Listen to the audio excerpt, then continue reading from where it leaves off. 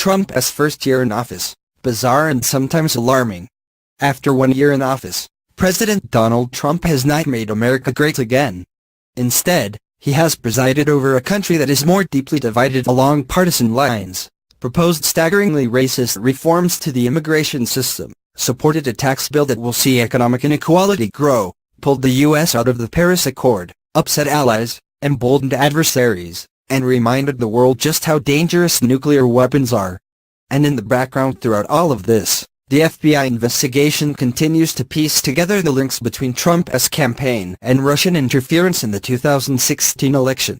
It has quite a list of extraordinary events, any one of which in a normal year would have dominated commentary for months. But this has not been a normal year. The above represents merely a fraction of the near-weekly, sometimes daily, shocks to the system in which the occupants of the White House remind us they are not playing by the rules. It is a good moment to step back and take stock of the impact Trump's presidency has had in America, and how it is changing the international system. Then there was the recent publication of Michael Wolff's book Fire and Fury, and the sensation it caused. But even when taken with several generous pinches of salt, the book confirmed that Trump is ignorant about most of the major issues facing the country, and don't he really seem to care. The scandalous revelations also seemed to confirm that Trump's base is unlikely to abandon him, no matter what. Immigration continues to be one of the nastiest and most divisive issues. His recent comment about immigrants and refugees from shithole countries confirmed his racist attitudes about immigration and race.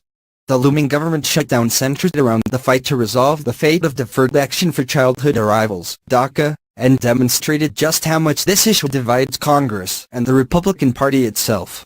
Beyond the tax bill and his efforts at imposing punitive immigration reforms, Trump has achieved very little of his campaign promises. The most important of these, to his supporters, is the scrapping of Obamacare. Reforming access to, and provision of affordable health care in America is urgent. Yet the recent announcement that Kentucky will require Medicaid recipients to participate in a work scheme, which has been approved by Trump, suggests that future reforms will not expand the social safety net for Americans, but see it shrink further. After this first year, those Americans who voted for Trump still don't have their wall, they don't have better access to health care, they are more ideologically divided, and unless they are already wealthy, they are likely to become economically more insecure.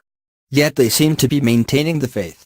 In terms of foreign policy, it is harder to assess Trump's impact and whether it will usher in lasting shifts in the international system or instead become an anomaly, after which things return to normal. He has consistently upset traditional allies and called into question America's commitment to security alliances that have underpinned the post-war order.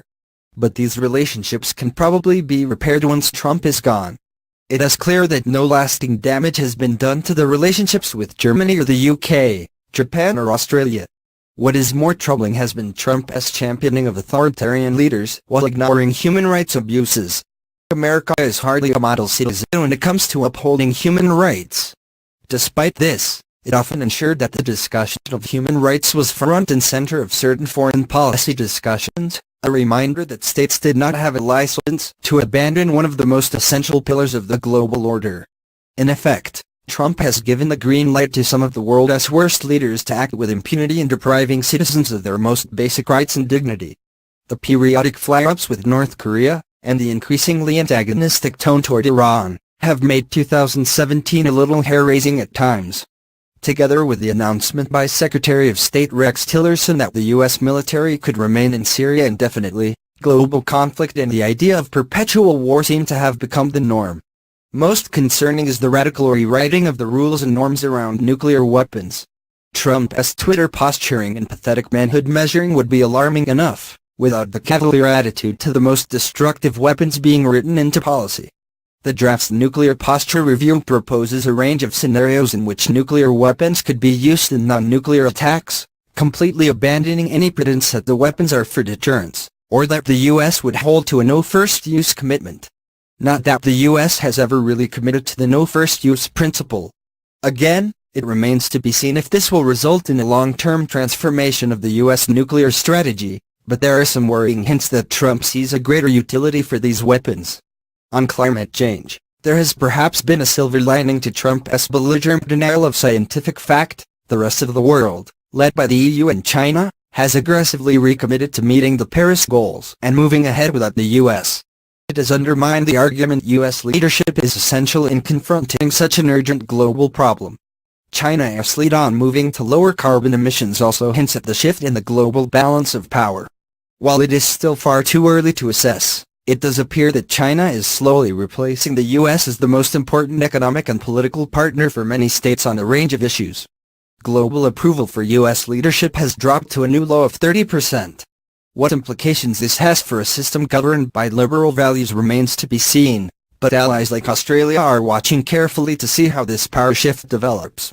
It has been a bizarre and sometimes alarming year. Trump's impact on global political and cultural norms may be fleeting, or it may